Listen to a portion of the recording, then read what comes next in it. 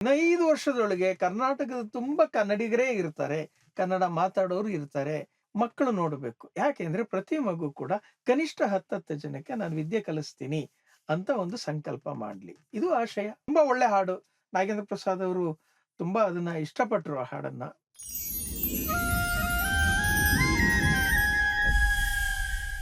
ಎಲ್ಲಾ ಸಾಂಗು 5 ನಿಮಿಷ ಇರಲ್ಲ. ಆಮೇಲೆ ಎಲ್ಲಾ ಸಾಂಗ್ 5 ನಿಮಿಷ ಹಾಕಿದ್ರೆ ಅದನ್ನ ಬಾಳ ಬೋರು ಅಂತಿರ್ತಾರೆ. ಹಾಗಾಗಿ ಅದು ಆ ತರ ಇಲ್ಲ. ಒಂದು ಸಾಂಗು ಎಲೆ ಜೀವ ಅನ್ನುವಂಥದ್ದು ಒಂದು ತುಂಬಾ ಒಳ್ಳೆ ಸಾಂಗ್ ಇದೆ. ಅದು 5 ನಿಮಿಷ 18 ಸೆಕೆಂಡ್ ಇದೆ.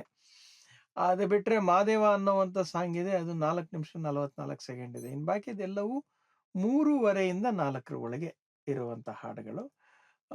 ಮತ್ತೆ ಈಗ ಈ 10 ಹಾಡನ್ನ ಸಂಪೂರ್ಣವಾಗಿ ಬಳಸ್ಕೊಳ್ಬೇಕು ಅನ್ನೋದಿತ್ತು. ಆದ್ರೆ ಕೊನೆಗೆ ಈ ಲೆಂತ್ ಅನ್ನುವಂಥ ವಿಚಾರ ಬಂದಾಗ ಅದರಲ್ಲಿ ನಾವು ಒಂದೊಂದು ಹಾಡಿಂದನೂ ಒಂದೊಂದು ನಿಮಿಷ ಕಟ್ ಮಾಡಿದ್ದಾರೆ. 3 ಹಾಡಿನಲ್ಲಿ 3 ನಿಮಿಷ ವಿಜುಯಲ್ ಕಟ್ ಮಾಡಿದ್ದೀನಿ. ಅದು ಬಹಳ ಬೇಸರ, ಸಿಟ್ಟಿನಿಂದ. ಆದ್ರೆ ಯಾಕೆಂದ್ರೆ 2 ಅವರ್ 10 ಮಿನಿಟ್ಸ್ ಆಗೋದು.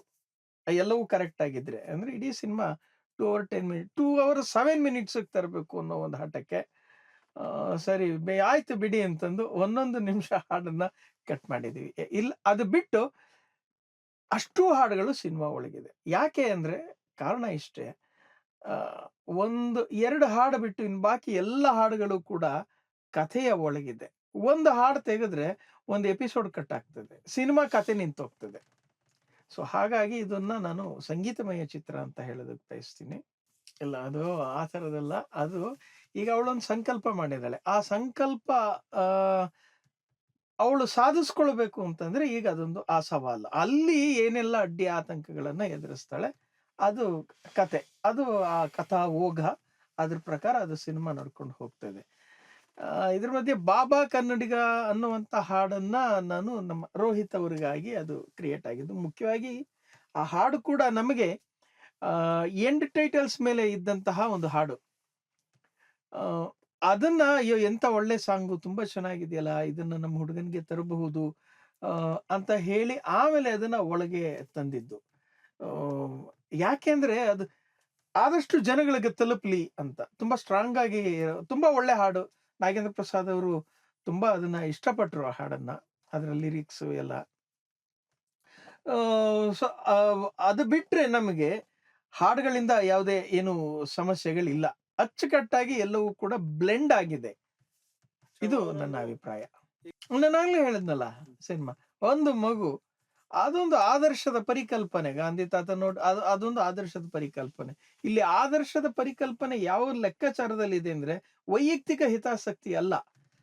ಅದಕ್ಕಿಂತ ಇದು ತುಂಬಾ ಉತ್ತಮವಾದದ್ದು. ಏನಪ್ಪಾ ಅಂದ್ರೆ ತನ್ನ ಊರಿನ ಪ್ರತಿಯೊಬ್ಬರನ್ನೂ ಕೂಡ ವಿದ್ಯೆ ಕಲಿಯೋ ಹಾಗೆ ಮಾಡಬೇಕು ಅನ್ನುವಂತ ಹಂಬಲ, ಛಲ, ಅದಕ್ಕಾಗೋ ಪ್ರಯತ್ನ, ಎದುರಿಸೋ ಸವಾಲು, ಅನುಭವಿಸೋ ಅವಮಾನ, ಇದೆಲ್ಲವೂ ಕೂಡ ಪದಗಳಿಗೆ ಮೀರಿದ್ದದು. ಅದು ಅದ್ಭುತ.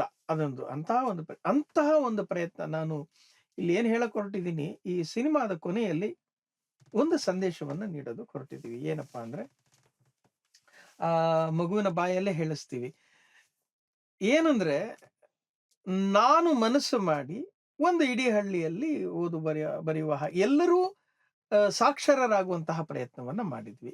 ಹಾಗೇನೆ ನನ್ನ ಹಾಗೆ ಲಕ್ಷಾಂತರ ಮಕ್ಕಳಿದ್ದಾರೆ. ಪ್ರತಿ ಮಕ್ಕಳು ಕೂಡ ಒಂದು 10 ಜನಕ್ಕೆ ನಾನು ಕನ್ನಡ ಹೇಳ್ಕೊಡ್ತೀನಿ ಅಂತ ಒಂದು ಸಂಕಲ್ಪ ಮಾಡ್ಲಿ.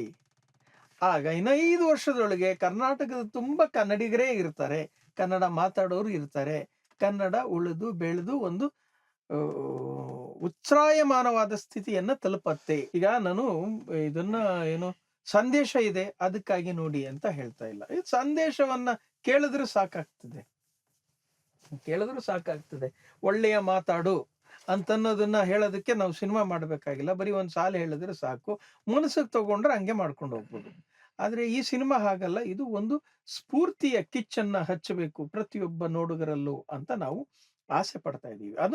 ಇದೊಂದು ನೆಪ ಆಗಬೇಕು. ಪ್ರತಿಯೊಂದು ಕೂಡ ಒಂದು ನೆಪ ಆಗ್ಬೇಕು ಒಂದು ಸಂಕಲ್ಪಕ್ಕೆ. ಏನದು? ನಾನು ಪ್ರತಿಯೊಬ್ರು ಕೂಡ ನೋಡ್ಬೇಕು ಅಂತ ಬಯಸ್ತೀನಿ. ಯಾಕೆ? ಮಕ್ಕಳು ನೋಡಬೇಕು. ಯಾಕೆ ಅಂದ್ರೆ ಪ್ರತಿ ಮಗು ಕೂಡ ಕನಿಷ್ಠ 10 ಜನಕ್ಕೆ ನಾನು ವಿದ್ಯೆ ಕಲಿಸ್ತೀನಿ ಅಂತ ಒಂದು ಸಂಕಲ್ಪ ಮಾಡ್ಲಿ. ಇದು ಆಶಯ. ಆಮೇಲೆ ಪ್ರತಿ ಮೇಷ್ಟ್ರುಗಳು ಅವ್ರು ಕೂಡ ನೋಡ್ಬೇಕು ಅಂತ ಬಯಸ್ತೀನಿ. ಯಾಕೆ? ಯಾಕೆಂದ್ರೆ ಪ್ರತಿ ಗುರುವು ಕೂಡ ಇಂತಹ ಒಂದು 10 ಮಕ್ಕಳನ್ನ ಗುರುತಿಸಿ, ಅವರಿಗೆ ಸ್ಫೂರ್ತಿ ತುಂಬಿ ಮಾರ್ಗದರ್ಶನ ಮಾಡಿದ್ರೆ, ಸುಮ್ನೆ ಯೋಚನೆ ಮಾಡಿದ್ರೆ, ಒಬ್ಬ ಮೇಷ್ಟ್ರು ಮನ್ಸ್ ಮಾಡಿದ್ರೆ ಒಂದ್ 100 ಜನಕ್ಕೆ 2 ತಿಂಗಳಲ್ಲಿ ಅವರು ಕನ್ನಡಿಗರನ್ನಾಗಿ ಮಾಡಬಹುದು. ಇದು ಒಂದು ಒಳ್ಳೆ ಕಲ್ಪನೆ, ಆದರ್ಶ. ಮತ್ತೆ ಈ ಸಿನಿಮಾವನ್ನ ಇಂತಹ ಒಂದು ಸ್ಫೂರ್ತಿಗಾಗಿ ಮಕ್ಕಳು ನೋಡ್ತಾರೆ, ಇಂತಹ ಒಂದು ಸ್ಫೂರ್ತಿಗಾಗಿ ಶಿಕ್ಷಕರು ನೋಡ್ತಾರೆ. ಹಾಗೇನೆ ಅವರನ್ನ ಅರ್ಥ ಮಾಡಿಕೊಂಡು ಸಹಕರಿಸೋದಕ್ಕಾಗಿ ಪ್ರತಿಯೊಬ್ಬರು ಕೂಡ ಪೋಷಕರು ಮತ್ತೆ ಸಮಾಜದ ಎಲ್ಲ ವರ್ಗದವರು ಕೂಡ ನೋಡಬೇಕು ಅನ್ನುವಂಥದ್ದನ್ನ ನಾವು ಆಶಿಸ್ತೀವಿ. ಎಷ್ಟೆಲ್ಲ ಸದುದ್ದೇಶಗಳನ್ನ, ಸದಾಶಯಗಳನ್ನ ಇಟ್ಕೊಂಡಿರ್ತಕ್ಕಂಥ ನಮ್ಮ ಭಾರತಿ ಟೀಚರ್ 7ನೇ ತರಗತಿ ಎನ್ನುವ ಈ ಸಿನಿಮಾ ಇದೇ ಜನವರಿ 16ರಂದು ಕರ್ನಾಟಕದ ಎಲ್ಲ ಜಿಲ್ಲೆಗಳಲ್ಲಿ, ಜಿಲ್ಲಾ ಕೇಂದ್ರಗಳಲ್ಲಿ, ತಾಲೂಕು ಕೇಂದ್ರಗಳಲ್ಲಿ, ಬಹುತೇಕ ಸುಮಾರು 100ಕ್ಕೂ ಹೆಚ್ಚು ಚಿತ್ರಮಂದಿರಗಳಲ್ಲಿ ತೆರೆ ಕಾಣ್ತಾ ಇದೆ. ದಯಮಾಡಿ ಎಲ್ಲ ಕನ್ನಡಿಗರು, ಎಲ್ಲ ಚಿತ್ರರಸಿಕರು ನಿಮ್ಮ ಹತ್ತಿರದ ಚಿತ್ರಮಂದಿರಗಳಿಗೆ ಹೋಗಿ ನೋಡಿ, ನಮ್ಮನ್ನ ಹರಸಿ, ಹಾರೈಸಿ ಅಂತ ಕೇಳ್ಕೊಳ್ತೀವಿ. ಮತ್ತೆ ಸಿಂಗಲ್ ಸ್ಕ್ರೀನ್‌ನಲ್ಲಿ ಒಂಟಿ ಪರದೆಯ ಏನು ಚಿತ್ರಮಂದಿರಗಳ ಸಮೂಹ ಇದೆಯೋ, ಇದಿಷ್ಟರಲ್ಲೂ ಕೂಡ ಬಹುತೇಕರು ಒಂದು ದೊಡ್ಡ ಸಹಕಾರಕ್ಕೆ, ಸಹಾಯಕ್ಕೆ ನಮ್ಮ ಜೊತೆ ಕೈ ಜೋಡಿಸಿದ್ದಾರೆ. ಇದ್ರ ಬಗ್ಗೆ ಹೆಮ್ಮೆ. ₹50 ಟಿಕೆಟ್ ಅಷ್ಟರಲ್ಲಿ ಇದ್ರದನ್ನ ಸಿನಿಮಾನ ತೋರ್ಸೋಣ ಜನಗಳಿಗೆ ಅಂತ ಚಿತ್ರಮಂದಿರದವರು ಕೂಡ ಕೈ ಜೋಡಿಸಿದ್ದಾರೆ. ಇದೊಂದು ತುಂಬಾ ಸಂತೋಷದ ವಿಷಯ. ಇನ್ನು ಎಷ್ಟು ಥಿಯೇಟರ್ ಅವರು ನಮ್ಮ ಜೊತೆ ಕೈ ಜೋಡಿಸ್ತಾರೆ ಗೊತ್ತಿಲ್ಲ.